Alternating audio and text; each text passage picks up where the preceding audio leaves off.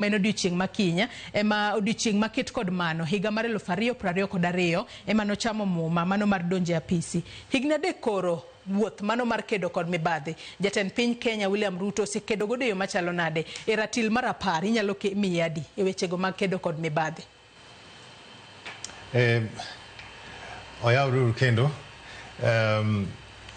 kiny e rapar mar Ker William Ruto kako ng'eyo ni tarik 13 dwe mar 9 neno bedo sworn in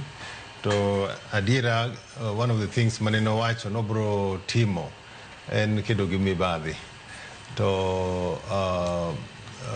nyaka ing'e ni ng'ato kaka ker en kowacho nobro timo gimoro to bende ong'iyo joma appoint joma tiyo ni mabro timo kamano. Koro ineno ka kedo gi mibadhi ka wan gi Juma opogore wan gi jomotelo ni EACC wan kada kod police DCI and then wan gi ODPP aito of course obende otelo ni cabinet to cabinet ngin bende i cabinet kanyo gi bunge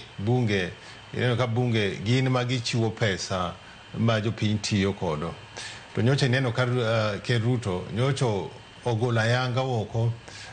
wacho ni bunge kae ma mibadhi bende ng'eny sana to gino sebet kolingo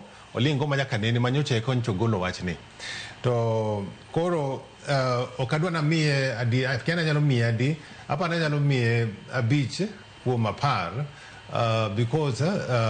mibadhi pod ochimo jo Kenya kaka ineno kaka African Development Bank owacho wawito pesa mang'eny kabisa pile to neno wach ni karibu bilion 2 odiochieng' kodiochieng' koro okonego bed ni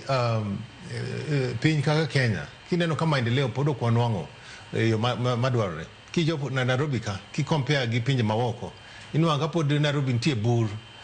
kabro poko ket to mane capital city capital city inwanga kata mnotieno kiwuotho to onge taya mamenyo iwinjoga ko en wich kuot kabisa koro to pesa kata bed ni sani wagolo pesa mang'eny